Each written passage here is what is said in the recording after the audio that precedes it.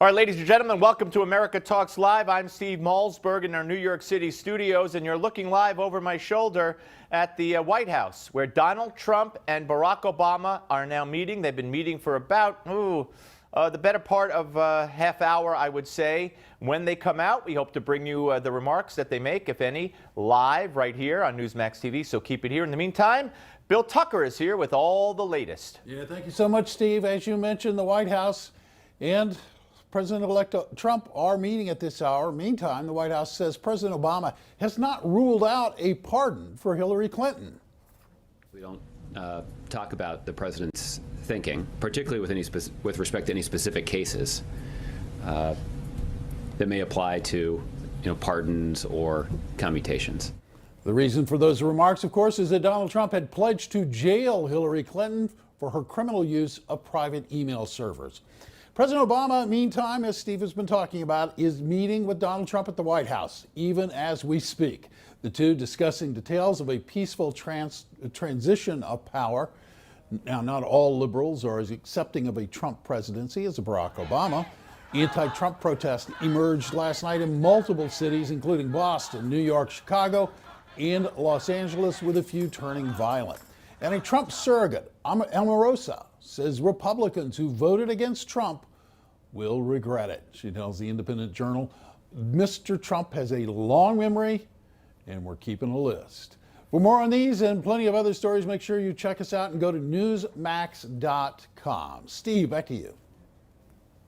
All right, Bill, thank you very much. First of all, I want to take this opportunity to say and acknowledge that the Marine Corps is celebrating their 241st birthday today. So happy birthday to all you Marines out there. My executive producer, Michael Mullins, also a Marine, and thank you for your service and all you do for this country.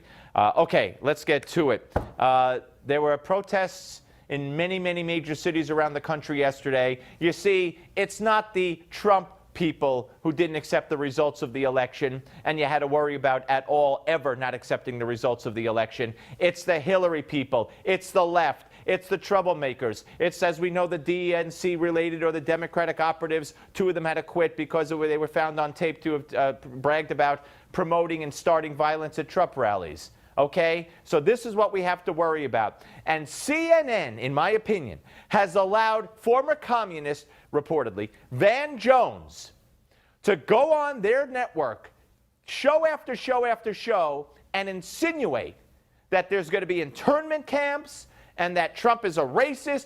And he camouflages it and by saying, I've gotten calls from Muslim women who say, are they going to put us in internment camps? I've gotten calls from Latina families saying, are they going to round us up and deport us? Should I send my kid to school? Baloney, you're getting those calls. I don't think you are. That's my opinion. I think you're there to incite and cause trouble.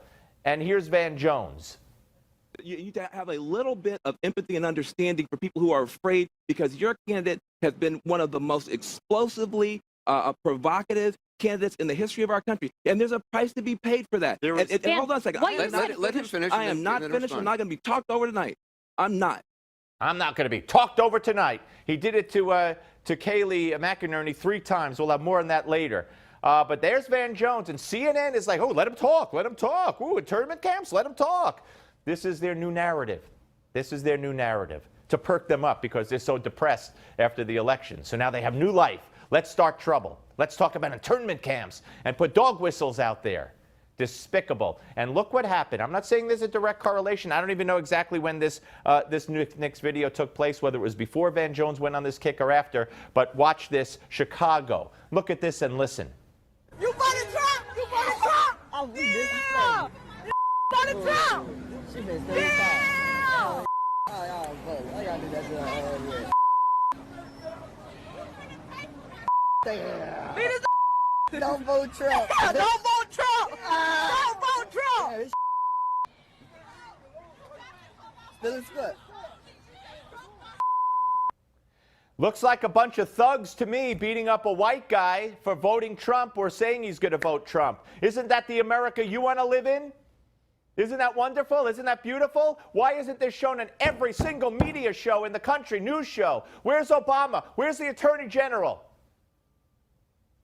That's what they'd like to see happen all across the streets of this country. That's my opinion, okay?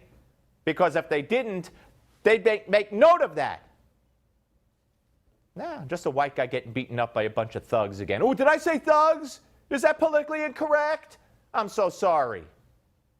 And listen to this beauty at one of the protests in California yesterday. Lily, your sign tonight says...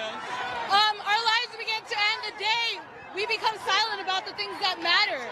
If we don't fight, who's going to fight for us? People had to die for freedom where we're at today. We can't just do rallies. We have to fight back. There will be casualties on both sides. There will be, because people have to die to make a change in this world. But Trump, enough with your racism. Stop splitting families. Don't split my family. And this reporter on CNN, I saw this live. This reporter kept it going and asked her another question. Oh, really? People are going to have to die? Oh, really? Tell me more.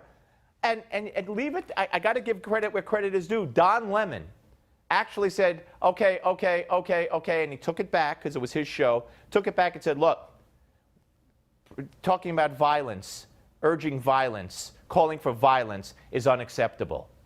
So he showed some class and good judgment there, I have to say. But this is what it's come to. This is what it's become.